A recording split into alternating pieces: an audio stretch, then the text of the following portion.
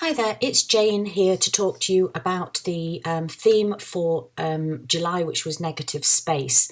Now, I think this has been quite a controversial one, hasn't it?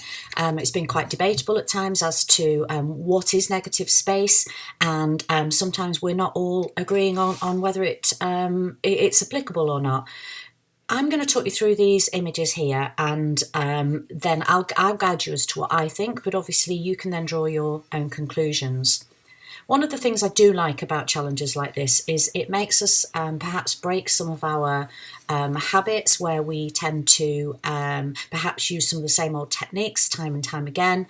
I certainly don't use negative space that often in my images, and it has really made me have a think about using different techniques, consciously making a decision to try something different out. And of course, that's what you've all been doing, which I really respect and appreciate. So let's have a look at the images that I've selected, and we'll see how we go on. Okay, so this first image by Jude Parkin had a great reaction. People really liked it, and I can see why. It's got a lovely feel to it, it's got a lovely mood. The warmth of the orange sky and the coolness, it's very evocative of an early morning run. Now, what I would say is I don't think this is negative space. I think this central area here, the darker area, is too strong and dominant for it to qualify as negative space. But I do really like it as an image, as did many of you. So thanks very much for that image, Jude. And then we've got this another one by Jude, and again I'm going to have to say the same thing. I think, Jude, I'm really sorry, because obviously it's a really strong image, it's very pleasing, it's a lovely sunset. I actually really like the symmetrical central position of the sun, and the strip of golden water and the silhouettes. I think and the sky's so dramatic, and I think therein lies the problem. The sky is so strong that you can't count it as negative space. It's very dominant. So I'm sorry to pick on you twice in a row, but I have included the images because I think they are very strong, but also very useful to try and explain to people why they may not strictly be negative space. Feel free to disagree with me, that's absolutely fine. Okay, and then on to this image by Liz Kenny, which for what it's worth, I think does comply with negative space. And, I talked on the Facebook group today about images must evoke a reaction, cause you to feel an emotion. Well, this to me feels quite romantic and dreamy. So it's made that connection with me, and therefore I like it as an image. It's got a pleasing composition. It's slightly soft on the flower, potentially a little bit overexposed in some areas, but it's delivered that concept and that feel of dreamy, romantic, soft. And that's one of the things that negative space can be very powerful at doing, at creating a sense of calm, because there's nothing else going on in all this negative space area here to interrupt that feeling of calm. So lovely image there, Liz, thank you. Then we've got this strong image by Sammy Moore Williams. Again, to me, this is absolutely spot on for negative space. We've got this lovely sky with quite a grain on it, actually, Sammy. I don't know if you've used some kind of filter to add that. And then this strong section here of the Millennium Wheel, I guess the one in London. And it's a very pleasing composition. I'm not sure it evokes an emotion in me as such, but it captures my eye, it grabs my interest. So again, that's enough for an image to do that. I think if it then did perhaps evoke an emotion or a slightly stronger reaction, it would be a stronger image. But I don't mean that as a negative. I hope you understand what I'm trying to say. I think you might have some vignetting going on in the corners here, Sammy, that can be to do with the lens, particularly if you've had to zoom in a lot, which I think you might have had to do on this lens. Did you have a lens hood on at the time that might have caused that? But yeah, great image, Sammy. Thank you very much. Love the composition of it. Then we've got this image by Jude, and in this case, Jude, yes, your sky is providing the negative space, and it's a nice moody sky. It's interesting, and I love the lighthouse. I haven't been to see this lighthouse and photograph it yet, and I keep meaning to. What does discomfort me a little is how narrow this strip of land is at the bottom, and I know why you've done it, because you wanted to fulfill the brief of negative space, but I think it's too thin a slice. Now that's my personal opinion, and it makes me feel a bit sort of uncomfortable looking at it. So I think it's just too slim, the bit at the bottom, but as I said, I know why you've cropped it like that. But nice lonely lighthouse, which again is what the whole concept of the technique of negative space can do. It creates a sense of emptiness and loneliness, and that is delivered in this image.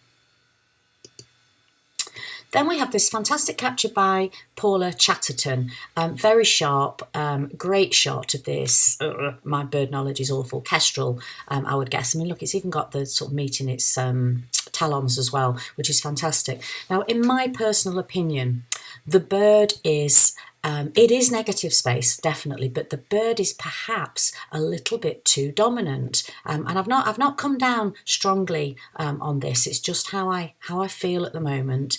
And I think if the bird was smaller and perhaps taking up a little bit less of the space, I would feel more strongly that it was negative space. But again, hey, feel free to challenge me, you know, and not agree with me. That's fine. It's such a debatable issue, this one.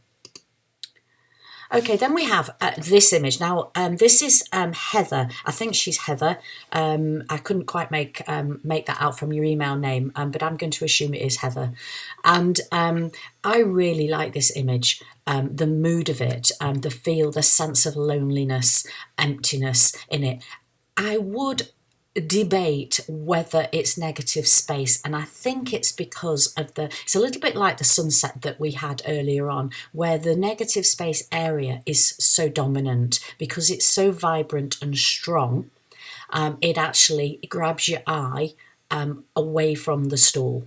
So again, let's kind of feel free to debate these things, but for me, really strong image, but not necessarily negative space. But I love the light in it, and I love what you've done here.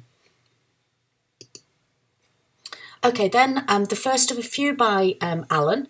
Alan does do some great composition. Now, I'm going to spoil things here and say it isn't Alan that's been picked as my favourite this time.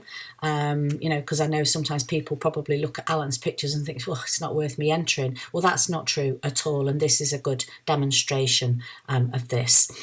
Now, this image is spot on for negative space. You've got your strong, dominant subject here, and your really recessed, background, seascape here, beachscape. And there's this huge sense of loneliness and space in this image. So I really liked it. I think I like the treatment of it, the artistic treatment. But I'm undecided, but that's a very personal thing, isn't it? But great capture there, Alan. Then this shot by Lisa Rusco, again, absolutely spot on for negative space. You know, she's got this lovely, attractive, soft focus sky, really evocative of a spring or summer's day. The detail on this flower is fantastic, and I love the fact that she's captured this little insect here as well. So the composition's lovely, the lighting's lovely, and it leaves me sort of thinking, oh, isn't that a beautiful flower? And again, I think had it evoked a slightly stronger reaction in me, it might have made it, into a final selection. I mean, it has made it into a final selection, but you know what I mean. But very attractive, pleasing image, Lisa. Okay, then we have another Sammy Moore Williams shot. Now, there are some things about this that I really like and some things about it that I don't particularly like. Okay, so let's start with what I really like. I love the strength of the bird against the background, and this is very much a negative space background. The bird is dominant, and we have a sense of its power, and I really like it. Personally, I'm not a fan of over processing images, and that's obviously what's gone on here. And one of the things I really don't like is this white line around the edge of the bird. That's a giveaway that it's been heavily processed, and I would have liked to have seen this image without all of the processing.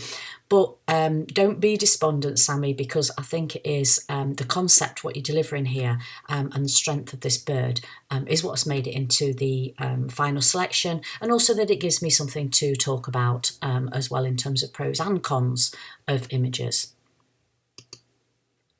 Then we've got this one by Sammy Moore Williams. Again, great demonstration of negative space. All of this beautiful sky, like the black and white, love the detail and texture on the sign. The only thing is, and I feel a bit of a hypocrite here because I know I've posted pictures of signposts like this recently, it leaves me a bit cold. It doesn't make a particular emotional connection with me. So sorry to say that. It's a great composition. It's sharp, it does all the right things technically, but it leaves me a little bit cold. And just watch out for these blobs here as well, these little ones here, and there is a circle there. If that's on my screen you'll have to tell me, but I can see a distinct circle there and perhaps another faint one there. That might be a sign that your sensor needs cleaning. It might be my screen. Okay, Alan Ewart, I think we could have guessed that without me telling you who this one's by. Again, fantastic demonstration of negative space, absolutely. But again, I feel as if it's perhaps, for my taste, a little bit over processed. It's like a work of art, isn't it? I do like it, but I'm not so sure about how over processed it is. But I like, again, this sense of emptiness, really great demonstration of how you can deliver a positive space, the subject, and the negative space of all the blank area behind, and convey emptiness and space. Okay, now this one is another one of Alan's. I think we're very used to seeing his lovely dog now captured so beautifully as well. Now this one, to me, debatable, but I feel as if it is negative space, but maybe the background is a little bit too strong. It's not recessed enough, but I do like the sense of this overall texture of the mud, and your eye definitely goes to the dog. It follows the footprints through the snow, through the mud, or you see the dog and then you look back at the footprints, but it tells a story, it evokes an emotion, and to me there is a lot of negative space in it. It's perhaps just a little bit too strong if we were being really picky about it. Love your dog, by the way, Alan. Okay, then we've got Julie Dwyer with this dandelion and the seeds blowing away. Lovely concept, and I do like this shot. It's let down by the fact that it's not sharp. So have another go at this another time, Julia, and see if you can capture it. But it is negative space. You've got this lovely dark background, you've got the light of the flower, and it's quite romantic. So it's delivering a nice feel as well. I'm not so sure about the central position of the flower here. I think had there been some seeds over here, I think we could have got away with it feeling a little bit more balanced, but it feels slightly unbalanced to me, and maybe I'd want to crop it down here in that instance. So I definitely have another go at that, and well done for making it into the final selection. Then we've got Lindy Gee with this image. I really like, I love things like this, the simplicity of everyday objects but made into an attractive image. Now, the blue, definitely negative space, and I love the composition, the diagonal composition of these pegs with these in focus and those out. I know this is Lindy's first submission. She's recently been on a couple of workshops with me and I've got to know her quite well. This green area down here, Is it not negative space? I don't know. Is it a little bit too strong purely because of the colour? I don't know. Draw your own conclusions, but well done, Lindy. I really enjoyed seeing that image.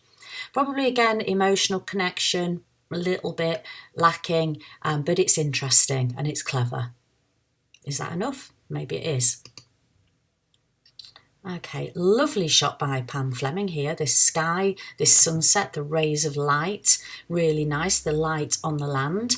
This was another one though where I think I've struggled to agree that it's negative space, because I think this, again, the sky's too strong. It's not recessed enough, and these areas here that are the positive space are very big. So again, draw your own conclusions. At least I hope I'm making you think about what what defines negative space or not. Then this image by Andrea. I can't pronounce your surname, and I don't want to insult you by trying, Andrea, but love this shot. Again, yes, very strong use of negative space in the very recessed waves and background. And, this image is one of those, it begs a question. It poses a question. So that's the connection that it makes with the viewer. What is she looking at? Where is she? We can't tell enough about her mood. Is she contemplative, happy, or is she watching out anxiously for somebody? So I like that, images that make you think along those lines, really good. So thank you for that submission, Andrea. And then on to my favourite. Now, to me, this is absolutely spot on for negative space. And I know that Janet took this during the challenge, because I know there's been a little bit of debate about that recently as well. She was, I think, stuck on the motorway and took a whole series of pictures, all of which were very good. But to me, this one stood out as being the strongest. It makes, the emotion in it is the black of the sky, the mood, it's ominous, it's gloomy, and then the simplicity of this strong, positive shape here in the black. Great composition, so simple, so minimalistic, and very strong, and I really liked it, Janet. Okay, so that's it for today's critique. I hope you've enjoyed it. I hope I've sparked some thoughts amongst you all, and carry on doing what you're doing. You're all awesome. Thank you.